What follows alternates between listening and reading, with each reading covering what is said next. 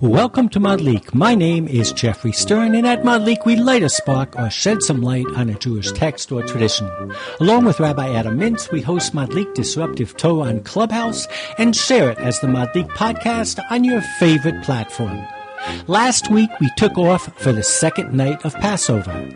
And tonight, Passover has finally ended. We are putting away our Passover plates and unboxing our Hametz. I thought it would be a great opportunity to revisit one of my favorite Madlik episodes, where we challenge our rabbis and ourselves to reimagine our synagogue services after COVID.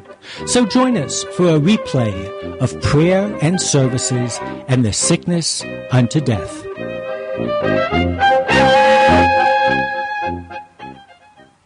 So in this week's section of the Torah that is read, we read about the tragic death of the two sons of Aaron. And I'd like to begin my insight into what we're going to discuss with a joke. And there's obviously dying in the service of God is not a joke, but I think you'll understand the gist of it. And there's a lot in Jewish humor that has a truth to it. So the story goes that one morning, the rabbi notices little Noah standing in the corridor of the synagogue and looking up at the Yortzeit plaques. And he's standing there and looking. There were little flags next to every plaque. And so finally the rabbi moseys over and he says, Noah, what is it that is intriguing you? And so Noah says, well, could you explain what these plaques are for?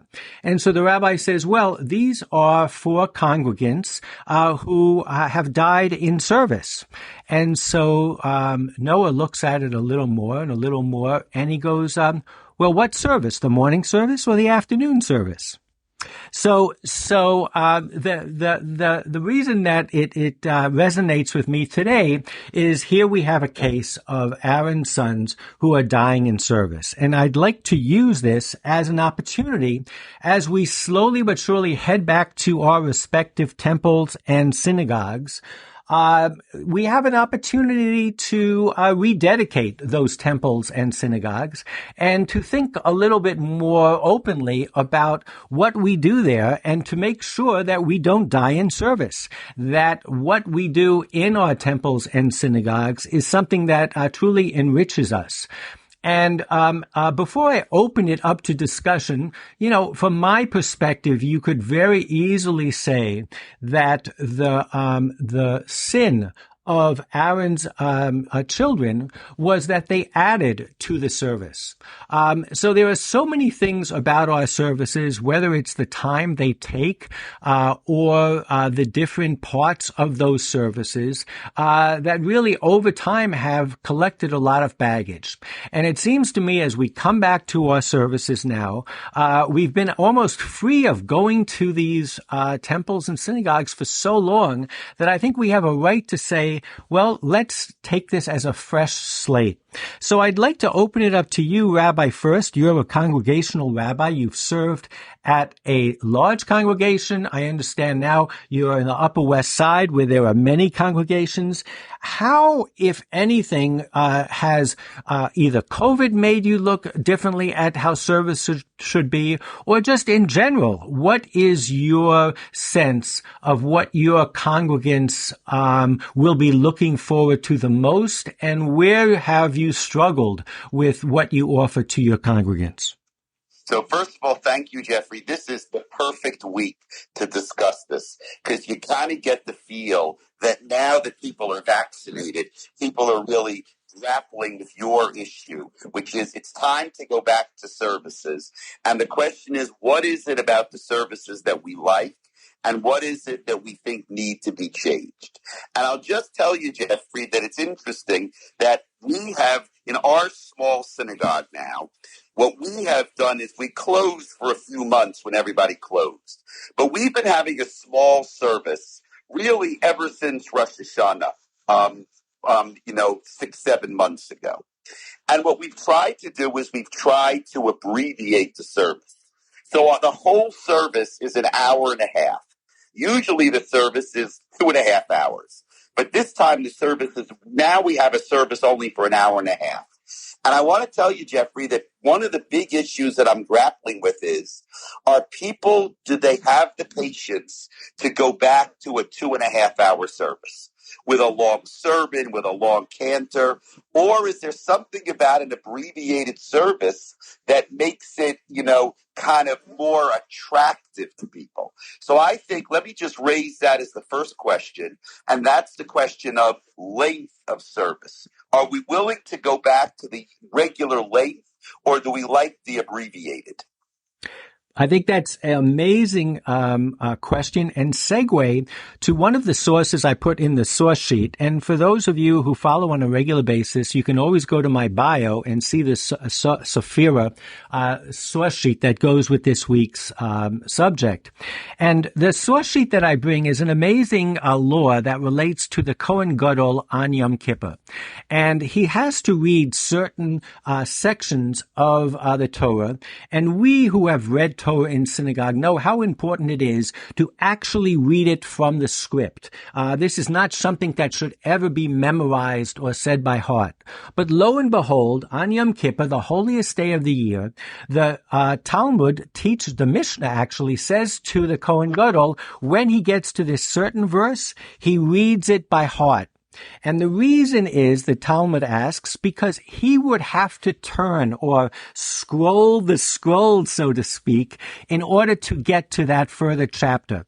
And it is not kavod hatzibur, it is not honor to the congregation to make them sit, well, this is what Rashi adds, sit passively without doing anything. So, and Rashi and Maimonides introduce a variation on kavod hatzibur, which is the honor of the congregation, with a word called tircha tzibur, which means almost tircha. How would you translate that, Rabbi? It's matriach, means to bother oneself. It's a grating, almost onerous task. And so both of these relate. You're not allowed to inconvenience the congregation. Perfect. So, and they both relate to exactly the point that you discussed. Time. That we have, especially after COVID and Zoom, where now, in order to go to a meeting, we have to book it. We have to be there on time. And we know that there's a hard stop in half an hour. And I've always thought this way about why is going to synagogue in Israel so different than going to synagogue in the States. In Israel, you get there, they get it done, you go, you leave, maybe it's a hotter community, and you get on with your day. And I think that this question of time is definitely something that needs to be addressed. And I'd really like to open it up to all of our listeners, because whether you know every page of the Talmud or have just been to synagogue or won't go to synagogue, you should have an opinion on this in terms of time management and what it is you expect to get, the cost benefit of going to a service. What do you expect to receive? And is that, I think, the most primary concern, or I would say, illumination or idea that has come to us as we propose going back to synagogues? Is it lessening the amount of time that we need to spend there? So raise your hand out in the audience, and I'll be sure to call on you. But Rabbi, what are you going to do about it? So I'm not. The answer is I'm not sure, and I'm watching what other synagogues are doing, and I'm noticing that other synagogues are kind of quietly they're trying to restore the service to the way that it was. And I want to, Jeffrey, raise an interesting question. And that's a question related to the source that you mentioned about tircha d'tzibura. And that is the idea of doing things the way we always did them. Is there some value to that? The service has always been a certain type of service, a longer service. Does that make it better?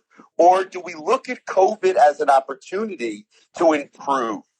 In the traditional Jewish way, Jeffrey, I think we would say that, the Jews have basically survived pogroms and and pandemics and all these terrible things. And somehow our Judaism looks the same as it's looked for the past 1,500 years. But maybe that's not the best way. Maybe we need to see these changes, these challenges, as a way to make things better, not just to go back to the way things always were. I think that's an amazing comment. There is this tension in synagogue, and I'm thinking of two particular phrases. One is, and this is become almost traditional, is to find a place in the synagogue that is your makom kavua, that is your place that you always sit in, so that you don't have to orient yourself every time you go, and you can really focus on the prayers. And the other is a saying in Pirkei Avot, which says, do not make your prayers keva. Do not make them exactly what you were describing a second ago, so that you just repeat over the same thing every time. And I think that's the real challenge of any ritual. We use the word ritual as, well, I've made it ritual. I've made it habitual. And if our traditions are to enrich us, they have to walk that fine line between something that we develop a habit for and we can do easily and not stumble over the words, and fidget and look for a page. But on the other hand, that they become, meaningful, and new every day. And that, I think, is a general challenge, but definitely nowadays we're going back to synagogue. It's going to feel new. Trust me. We have that first visit to take all of that energy, that pent-up energy, and ask ourselves, how do we focus on the newness here? How do we keep that newness? And I think definitely one thing has to do with time management. I think that the Talmud, clearly understands that if you are just waiting time out in the synagogue, your prayers are not going to be anything but keva. They're not going to be anything but rote. And I think we can make real changes. I mean, the idea that I was thinking of is, we always say that the prayers were corresponding to sacrifices in the temple. So we have a musaf service, which is parallels the musaf sacrifice. We have a mincha service, which parallels the mincha sacrifice. Well, I'm studying Daf Yomi, and we're learning about all of these different sacrifices. There's a korban hoda'ah, a thanksgiving sacrifice. There's a chatat for sin. And I'm starting to think, why couldn't we create little segments of the services that you could go to if you felt in a particular Thanksgiving manner, or a service that you went to if you were in a moment of, lacking energy. So it would be a mincha service. I mean, I'm playing with the words here, but one of the things that has come up during COVID is that we are able to pick and choose. We're able to create segments. And if you think about the way the structure of the prayers are, segmentation is actually baked into it. You have Pesukei de Zimra, you have Hallel, you have Amidah. Why can't we deconstruct that and let people come and emphasize whether it's Torah learning or whether it's even the half hour that the rabbis talk about that you should dedicate before services for meditation or kavanah? So that's a really good point, Jeffrey. And I want to tell you something, that probably in the time of the temple, what you just described was the way that prayer worked. You probably chose to pray depending how you felt. If someone was sick, you said a special prayer for them. That was your prayer. If you needed, success in business, then you said that special prayer. If you wanted to give thanks to God, you gave that special prayer. If you were depressed, you had another prayer. And you really only prayed that specific thing. Rambam writes that the reason the prayer became fixed the way you described it, keva, is only because people weren't creative enough to know how to create their own prayer. And therefore, the rabbis had no choice but to establish a keva prayer. But what you're really describing is to go back to the original. Now, that requires a lot of hard work from people because it's hard to think about what you want to pray. It's much easier this afternoon to pray Kabbalat Shabbat, the same thing you did last week and the week before that and the week before that. And it's easy because it's fixed and you open your Siddur and you know what to pray. But it may not be relevant to us. We may not feel it. The idea that to say, here it's Friday afternoon, how do we feel? What do we want to say to God as we begin the Shabbat? That's a tremendous challenge. But can you imagine what benefit you could get from that if you do it properly? Well, absolutely. And again, I can't stop but imagining in my mind the yoga studio model, where, number one, I love the idea that in yoga you talk about a practice. We all talk about practice makes perfect, but the idea, similar to what you were just saying, that it's a process and, but I do think that not only is there a question of can we slice and dice up the service and so have it for different people at different times, different needs and wants, but also maybe get away, and this maybe also resonates with a Zoom mentality, from necessarily having mass meetings. This large sanctuary, this uniform service where you're mixing people who are knowledgeable with people who haven't been to a synagogue before, people who find calling out a page number a distraction with people who need the guidance of a page number. And I'm just wondering, maybe our synagogues need to be reformatted so that we have little groups and leadership has to be distributed more. No offense to you, the rabbi at the top, but the idea of having different smaller groups where the focus can be on a different emotional need or response, a different level of learning or understanding, all of these different goals. And I think it's what they call in the business world the long tail. Instead of just offering a mass homogenized offer, to be able to offer things that are really particularized and personalized for the individuals who come. I believe we've got to do something, and the opportunity is so powerful. I think back to the synagogue of my youth that had five minions going on. There was a learning minion, there was a hashkama minion. Maybe that's part of the solution that we need.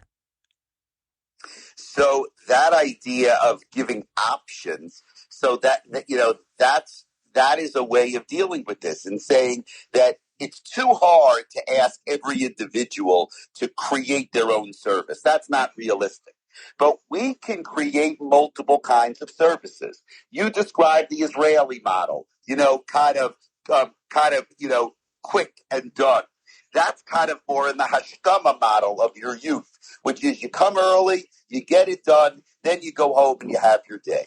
The learning model, that's for people who are beginners, people who are just studying. And that's, then you have the more traditional model, people who come to shul not so much to pray, but more to listen to a rabbi's sermon. So maybe, Jeffrey, the responsibility is not on the individual to be creative, but it's on the establishment to create different kinds of services.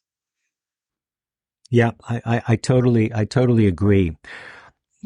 I'd like to get back a little bit to how we started with the sons of Aaron and what they did wrong and what the different interpretations are, and even maybe Aaron's response, because in all of the different clubhouses throughout the week, those were the big subjects of discussion. Why were his sons Nadav and Avihu, why were they killed? And two, what was Aaron's response? It says he was silent. And as I was going over all of these texts today, I couldn't stop but seeing whenever it described the challenge of a service was when this tircha de tzibur and kavod tzibur all had to do, and all the texts said people sitting silently, and they saw the challenge of silence. But there's another text that came to mind, and it's extremely powerful, and I'd love to share it with you. And it talks about a different aspect of silence. And it's in Barachot, and it talks about a certain individual who was in the presence of Rabbi Hanina. And he comes up to lead the service, and he starts by saying, Hakel, Hagadol, Hagibor, Vahanawar, God, the great, mighty, awesome, powerful. And then he continues, strong, fearless, steadfast, honored. He starts adding to these phrases of praise. And Rabbi Hanina waits for him to finish, and then he says to him, have you finished? And the guy said, yeah. He says, well, that's it? You have nothing else? And then he goes back and he says to him, we would have no right to pray at all had the members of the great Sanhedrin given us permission to pray. I mean, if you think about audacity, the audacity to praise God is pretty big. So he says, we can only use these kel, hagadol, hagibor, v'hanoah, these three adjectives, and anything more is heresy. And Maimonides quotes this piece of Talmud in the Guide for the Perplexed, and he sums it up with Psalms that says, praise, silence is praise to thee. That the ultimate praise of God is silence. And most of the discussions that I've seen on Clubhouse this week have talked about in reference to loss, in reference to Yom HaShoah, that the only approved response is quiet and silence, because what do we have to say? But if you look at the text from the perspective we are, which is from prayer to, maybe less is more. And now I'm not so much talking about the time element, although certainly it does relate to time. But we just have this, whether it's in the Seder or in services, every great poet who writes a piet ends up being in the Siddur and staying there. Nothing ever gets taken out, and stuff keeps on getting added. There's more baggage, there are more customs, there are more services and all that. And I'm just wondering again, whether we shouldn't have the humility and also the simplicity and that we've gained from this year in isolation to come back and maybe enable us to focus more, to have more kavanah for less rather than loss of attention for more. So Jeffrey, that point is great. And I want to tell you, you bring a proof from the Gemara, and I want to tell you a story from what happened to me in Shul.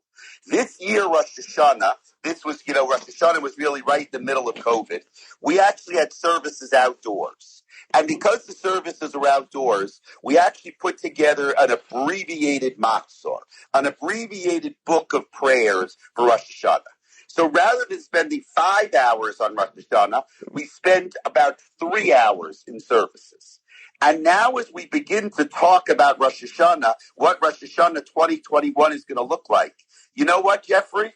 Many members of my congregation have said to me, we want that abbreviated matzor. We want to have that service. It was much more meaningful for us. We didn't say everything, but we were able to focus on what we said.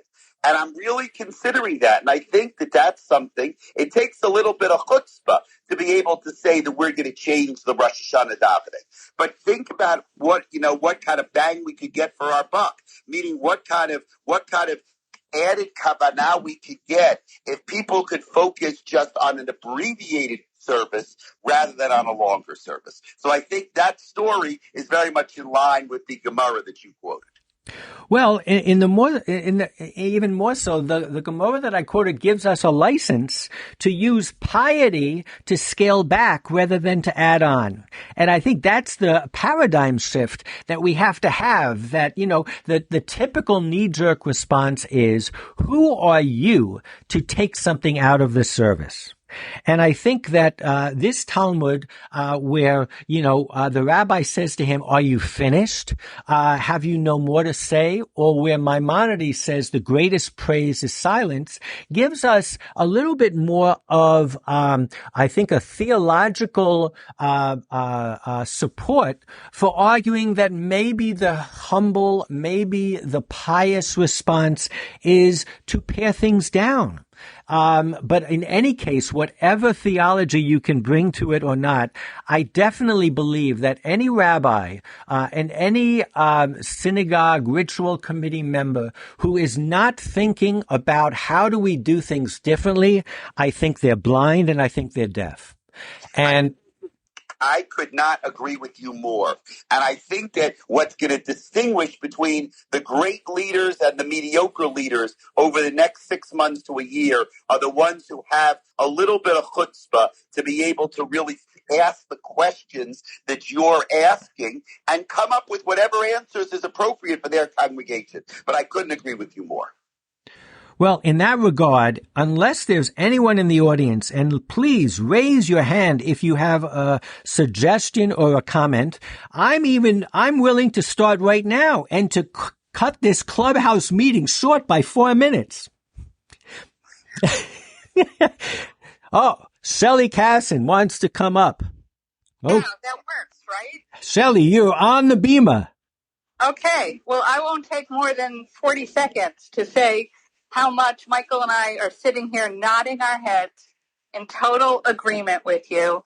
And the other piece of it, which you didn't get to, and you don't have to do it now, is that for many of us, in the conservative world, technology has played such a huge role, not just in the sense of everything being live streamed or whatever platform it's on, but in the sense of being able to join anything around the country. And if our local synagogues that we physically go to don't adapt, I think many will keep watching services and feeling that they're participating in services of other congregations anywhere around the country or even around the world. I couldn't agree more. And I think there are two polar opposites here. There's the model that you describe, which is I would call the mega church model, which is let's go to the absolute best service with the best chazan and the best rabbi. And if there were 1,000 or 5,000 people there, Barov Am Hadrat Melech, the glory to God is in many people attending. And then there was the other model. And I think you were saying if the local synagogues are going to survive, they have to be able to emphasize the power of their locality. I wanted to do my Zoom Rosh Hashanah with my congregation because I understand the power of Knesset, which is a place of people to meet. I wanted to see my friends. I wanted to see my rabbi with all of his twerks and cultural tics. But you have to work at it. It's not going to be the default position to go to. So I hope that this conversation continues. I think it needs to be had. I think there's a wonderful opportunity here, but if we don't do something, there's also a real challenge here that unless we give people a reason to come back, it's almost like buying online and going back to retail. You have to have a reason for people to come back into the store. So I want to thank you all for joining. I want to wish you all Shabbat Shalom. And I'm counting the days till I go back to my synagogue, but I definitely want to go back with some fresh ideas and some fresh energy. Thank you, Jeffrey, for raising these questions. They were really important questions, and I look forward to continuing the conversation. Shabbat Shalom, everybody. Shabbat Shalom.